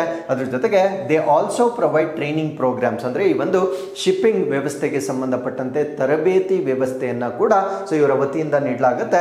So along with that environmental protection, ಅಂದರೆ ನಮ್ಮ ನ್ಯಾವಿಗೇಷನ್ ಸಿಸ್ಟಮ್ ಏನಿರುತ್ತೆ ಅದನ್ನು ಸಸ್ಟೈನಬಲ್ ಆಗಿ ಕನ್ವರ್ಟ್ ಮಾಡ್ತಕ್ಕಂಥದ್ದು. ಸೊ ಅದರ ಮುಖಾಂತರ ನಮ್ಮ ಪರಿಸರ ಸಂರಕ್ಷಣೆಯನ್ನು ಮಾಡ್ತಕ್ಕಂಥದ್ದು ಕೂಡ ಇದರ ಫಂಕ್ಷನ್ಸ್ಗಳಲ್ಲಿ ಒಂದಾಗಿ ನಾವು ನೋಡಬಹುದಾಗಿರುತ್ತೆ. ಹಾಗಿದ್ರೆ ಸೊ ಇದರಲ್ಲಿ ನಮ್ಮ ಭಾರತ ದೇಶದ ಪಾತ್ರ, ಇಂಡಿಯಾಸ್ ರೋಲ್ ಏನು ಅಂತ ನಾವಿಲ್ಲಿ ನೋಡೋದಾದ್ರೆ, so we are member since 1957. ಸೊ ಇದು ಪ್ರಾರಂಭವಾದಾಗಿನಿಂದನೂ ನಮ್ಮ ಭಾರತ ದೇಶ ಇದಕ್ಕೆ ಸದಸ್ಯ ರಾಷ್ಟ್ರವಾಗಿರೋದನ್ನು ನಾವು ನೋಡಬಹುದಾಗಿರುತ್ತೆ.